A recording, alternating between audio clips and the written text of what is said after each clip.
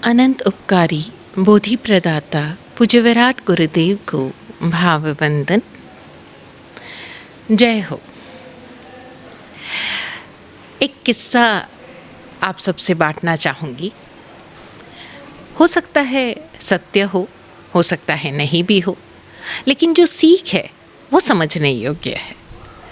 तो हुआ यूँ कि एक गांव में, नदी किनारे था गांव, वहाँ पंचायत लगी थी और गांव सुदूर था, मतलब नदी के तट पर इस तरह था कि आज भी एक गांव से दूसरे गांव जाने के लिए लोग नाव का सहारा लेते हैं, फेरीज भी होती हैं। तो एक नाविक पर केस था, पंचायत बैठी थी, तो जो सरपंच थे उन्होंने नाविक से पूछा कि भाई, तुम्हारी उस नाव में, जो इतनी बड़ी नाव है, तुम एक गांव से दूसरे गांव ले जा रहे थे, उसमें तुम पर आरोप है कि तुम्हारी नाव से लोग गिरकर नदी में डूब गए और मृत्यु को प्राप्त हो गए। कुछ लोग बचे हैं जो शायद तुम्हारी गवाही दे पाएं। तुम मुझे बताओ पूरा माजरा क्या हुआ? क्या तुम्हारी नाव में छेद था जिस कारण वो नाव डूबी? नाविक ने जवाब दिया, नहीं सरपंच जी, मेरी नाव में कोई छेद नहीं था। मैं अपने नाव की सार संभाल बिल्कुल अच्छी तरह से करता हूँ। अच्छा, तो क्या फिर उस समय मौसम सही नहीं था, यानी कोई आंधी तूफान या ऐसी कोई प्राकृतिक आपदा, यानी कोई नेचुरल कैलामिटी जिसके कारण तुम्हें नाव चलाने में दिक्कत हुई हो? तो उसने फिर जवाब दिया, ऐसा कुछ नहीं है पंच जी, मौसम बहुत शांत था, नदी की धारा बिल्कुल शांत थी और बड़े आराम से नाव वहाँ नदी पर चल रही थी।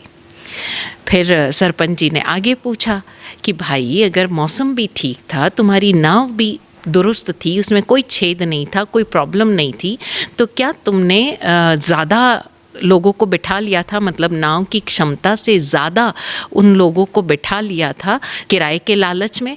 तो उसने कहा, नहीं, ऐसा भी नहीं है, उल्टा 2-4 लोग और आ सकते थे, क्षमता के अनुसार ही मैंने लोगों को बिठाया था। तो फिर पंच जी ने बोला, फिर क्या कारण हो सकता है? क्या तुमने मदिरा पान किया हुआ था? तुम्हारा नाव पर कंट्रोल नहीं था? बोले, बिल्कुल नहीं महाराज, मैं आम तौर पर भी मदिरा का सेवन नहीं करता, मैं ज़रा भी ड्रिंक नहीं करता, तो और वो भी काम के समय, बिल्कुल नहीं, ऐसा हुआ ही नहीं महोदय, मैं बिल्कुल दुरुस्त था। आप चाहें तो जो लोग मेरे साथ 5-7 आदमी खड़े हैं, आप उनसे पूछ सकते हैं, ऐसा बिल्कुल नहीं था कि मैंने मदिरा को छुआ भी हो। तो बोले, फिर क्या कारण हुआ? बीच धार में तुम्हारी नाव डूब कैसे गई? मुझे पूरा घटना बताओ। तो उसने जवाब दिया, महोदय, कुछ नहीं हुआ, मैंने घाट से लोगों को बिठाया और बड़े आराम से अच्छे मौसम में नाव को ले जा रहा था। नाव अपनी गति से दूसरे पार की तरफ मैं चला रहा था। हुआ यूं कि बीच धारे के लगभग एक व्यक्ति ने नाव में थूक दिया। तो पंच जी की आंखें भी फैल गई आश्चर्य से, विस्मय से। नाव में थूक दिया, ऐसा कैसे? तो बोले, बिल्कुल यही, मैंने भी उनसे कहा कि आपने नाव में कैसे थूक दिया?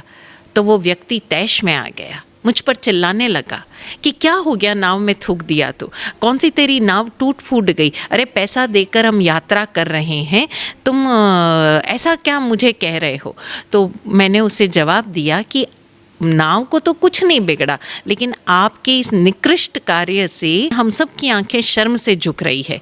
अरे जो नाव अपने सीने पर आप सबको बिठाकर एक घाट से दूसरे घाट ले जा रही है, एक किनारे से दूसरे किनारे ले जा रही है, आपकी यात्रा में सहयोगी है, आप उसी में थूक रहे हो? अरे ये नाव मेरी रोजी रोटी है, मेरे लिए तो मंदिर के समान है, मेरे लिए भगवान है, और आप इस पर थूक रहे हो, इसका अपमान कर रहे हो। मेरा ऐसा कहने पर वो तैश में आ गया और मुझे अपशब्द कहने लगा। तो पंच जी भी जवाब में बोले, अरे पैसा देगा तो क्या हो गया, बदमिजाजी करेगा, कुछ भी बोलेगा? बोले, यही मैंने उनसे कहा। तो पंच जी ने कहा, तो क्या तुम्हारा किसी और ने साथ नहीं दिया? उस नाविक ने जवाब दिया, हुआ ना, साथ दिया मेरा सबने, कुछ लोगों ने मेरी तरफ से बोला और उन्हें समझाने की कोशिश की। तो पंच जी बोले फिर तो उस पर दबाव पड़ा होगा, उसने तुमसे माफ़ी मांगी होगी। बोले नहीं महोदय, ऐसा कुछ नहीं हुआ। नाव में जितने लोग सवार थे वो दो विरोधी धड़े में बट गए, कुछ लोग उस व्यक्ति का साथ दे रहे थे और कुछ लोग मेरा, और बीच धारे में ही एक दूसरे को अपशब्द कहने लगे और बात मारपीट तक पहुंच गई। मैंने उन्हें बहुतेरा समझाया कि भाई बीच धारे में तुम इस तरह मारपीट करोगे तो ये नाव का बैलेंस बिगड़ जाएगा और कोई भी अनहोनी घटना हो सकती है। लेकिन मेरी कौन सुने, वो भूल गए कि वो एक छोटी सी नाव में है, वो एक बीच धारे में है और ज़रा सी असावधानी, ज़रा सी गड़बड़ हम सब की जान पर बना सकती है, हम सब की जानें खतरे में डाल सकती है। ज़रा सी असावधानी हम सब की जान को खतरे में डाल सकती है। और वही हुआ। मारपीट करने पर उतारू दोनों विरोधी खेमे के लोग आपस में एक दूसरे को मारने पीटने लगे और हुआ वही। नाव ने अपना संतुलन खो दिया और लोग डूब गए। चूंकि वो असावधान थे और नदी का धार बहुत तेज था, बीच धार में थे, तो कुछ लोग बड़ी हिम्मत करके तैर कर मेरे साथ पार लग सके और बाकी अपनी जान गंवा बैठे।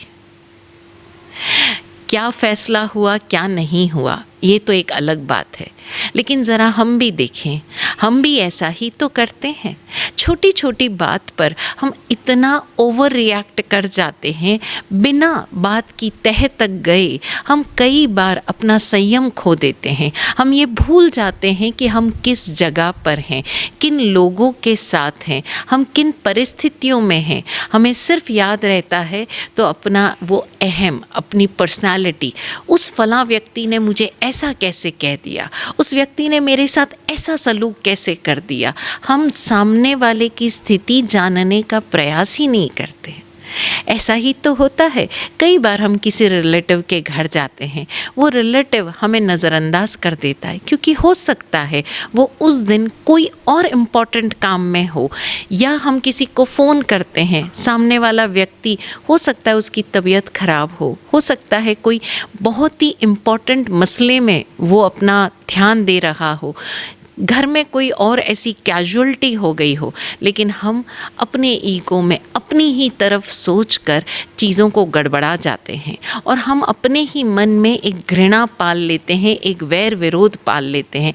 और ये वैर विरोध सिर्फ उस एक घटना पे ख़त्म नहीं होता, हम उस घटना को इतना लंबा खींच लेते हैं, लंबियाते चले जाते हैं कि अच्छे भले व्यक्ति की जो एक मान सम्मान है, जो उसका अपनी एक समझ है, उसकी इंटेलेक्ट है, उस सब को हम धो डालते हैं। इससे पहले कोई 100 बार, कई 100 बार उस व्यक्ति ने हमारा मान सम्मान किया होगा, हमारा आदर सत्कार किया होगा, लेकिन वो एक बार की नज़रअंदाजी हमसे बर्दाश्त नहीं होती।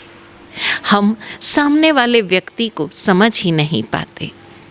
कई बार हम पब्लिकली भी तो चलते चलते एक कुछ कचरा डाल देते हैं, कोई सामने वाला टोक भी देता है तो हमारा अहम आड़े आता है, ऐसे कैसे टोक दिया, मैं क्या समझता नहीं हूँ, अरे मैं भी पढ़ा लिखा हूँ, अरे एक कचरे से क्या आंधी तूफान आ जाएगा। हम न जाने क्या क्या दलीलें देते हैं, क्या क्या एक्सक्यूज़ेस देते हैं। छोटी छोटी चीज़ों को हम इतना बड़ा बना देते हैं और यही छोटी छोटी लापरवाहियाँ, छोटी छोटी असावधानियाँ हमारी आदतों में इस कदर शुमार हो जाती है कि हम अपने जीवन में बड़े बड़े फैसले से चूक जाते हैं। बड़े बड़े जो ज़िंदगी हमें अवसर दे सकती थी, उन अवसरों को इन छोटी छोटी असावधानियों के कारण चूक जाते हैं। ज़िंदगी में अनुशासन नहीं होता। देखिए ना, कई बार हमें जब ज़रूरत होती है, एन ज़रूरत होती है, तब हमें गाड़ी की चाबी नहीं मिलती। हम रास्ते में जा रहे हैं, कोई व्यक्ति ज़रा सा हमें ओवरटेक करके चला गया, हम रुक जाएंगे, उसे भी रोकेंगे, उसे भला बुरा कहेंगे। हो सकता है सामने वाले व्यक्ति की कोई ऐसी इमरजेंसी हो कि वो आपको ओवरटेक करके जा रहा है, माना उसकी गलती हो सकती है, लेकिन बिना उसकी स्थिति जाने हम उसे जाने ही नहीं देते और उसे माफ़ी मांगने पर, उसे हर्जाना भरने पर न जाने किन किन चीज़ों के लिए मजबूर करते हैं। और बाद में जब आपको पता चलता है कि वो व्यक्ति उस इमरजेंसी के कारण आपको ओवरटेक कर रहा था और समय पर नहीं पहुंच पाने के कारण उसे बहुत बड़ा नुकसान हो गया, तब आप गिल्ट में चले जाएंगे। तो क्यों नहीं हम जब जब ऐसी घटनाएं आती तब हम संयम से काम लेते, विवेक से काम लेते। अरे हम मान कर चलें कि अगर सामने वाला व्यक्ति आपको ओवरटेक कर रहा है, आपको नज़रअंदाज कर रहा है, आपको जवाब नहीं दे रहा है, तो ज़रूर कोई बात होगी। धैर्य रखें, संयम रखें। इसी तरह आप कहीं जा रहे हैं, आप बिना कुछ सोचे समझे कोई भी टॉपिक हम स्टार्ट कर देते हैं, किसी भी बात पर बहस कर सकते हैं। विवेक रखें, अपने जीवन में अनुशासन रखें। सामान को, चाहे वो गाड़ी की चाबी हो, चाहे आपका एक पेन हो, चाहे चश्मा हो, मोबाइल हो, इन सब चीज़ों को ध्यान से रखें। अगर आपको जीवन में एक सही गति चाहिए, स्वास्थ्य चाहिए, तो अनुशासन अपनाएं। अनुशासन न केवल सोने उठने का, खाने पीने का भी, यहाँ तक कि रोज़ाना अपने शारीरिक संतुलन के लिए, चाहे आप योगासन करें, चाहे आप वर्कआउट करें, कुछ भी करें, चाहे स्ट्रेचिंग करें, कुछ भी करें, लेकिन अपने शरीर को इस अवस्था के अनुकूल बनाए रखें, शारीरिक संतुलन बनाए रखें, जिससे कि जब जब जीवन में ऐसी अवस्थाएं आती है, जैसे किसी व्यक्ति के हार्ट में ब्लॉकेज आ गए, अब वो व्यक्ति जब हार्ट में ब्लॉकेज आया है तब वो अपने खान पान पर ध्यान देगा, तब वो अपने स्ट्रेस लेवल को कम करने के लिए मेडिटेशन पर ध्यान देगा, तब वो खुश रहना शुरू करेगा। अब वो जब डर आया तब वो स्ट्रेस को कम करने की सोचेगा। अरे वो स्ट्रेस आया ही क्यों, वो ब्लॉक आया ही क्यों? क्योंकि हम अपने अनुशासन में नहीं थे। और अनुशासन बड़ा सिंपल है, हम रोज़ाना अपने आप को चेक करें। इसीलिए जैन दर्शन में प्रतिक्रमण की महत्ता दी गई। रोज़ाना प्रतिक्रमण करें, अपने मन का, अपने वचन और काय, तीनों योगों द्वारा किए गए आपकी एक्टिविटीज़ का, आपके शब्दों का, आपके विचारों का ऐसा क्या है जो अनावश्यक है। अगर रोज़ाना का अकाउंट बुक्स है वो मेंटेन हो जाएगी, फिर बैलेंस शीट गड़बड़ाएगी ही नहीं। लेकिन हम इस रोज़ाना की बैलेंस शीट को मेंटेन करने से चूक जाते हैं और जब लास्ट मोमेंट आता है तब हम चेतते हैं, लेकिन तब तक बिगाड़ हो चुका होता है। हम समझें अपने जीवन में अनुशासन, संयम और विवेक का महत्व। ये तीन चीज़ें ऐसी है जो प्रतिपल हमें जागृत रखती है। ऐसा नहीं है कि एक बार डिसिप्लिन आ गया तो ज़िंदगी इजी हो गई, या हमने कुछ बातों में संयम रख लिया, अरे भाई मैंने तो ऐसा किया है कि मैं तो शुगर ना हो जाए मुझे गई, इसलिए तो मैंने शुगर सारी मतलब कार्बोहाइड्रेट्स या जितने भी शक्कर के आइटम है सबका त्याग कर दिया। अरे अगर ज़्यादा आप अति पर चले गए तो हो सकता है शुगर लेवल डाउन भी हो जाए। दोनों ही चीज़ें बुरी है। संयम ज़रूरी है, सम पे होना ज़रूरी है। इसलिए विवेक पूर्वक हम ये ध्यान दें कि हम कहीं पर भी अति में ना जा रहे हो। जीवन में कुछ नियम इस तरह अपनाएं कि हमारा जीवन हमेशा बैलेंस्ड रहे। तीन चीज़ें याद रहे, अनुशासन, संयम और विवेक। हमारा जीवन सदा बैलेंस्ड रहे, मस्त रहे, स्वस्थ रहे। जय हो।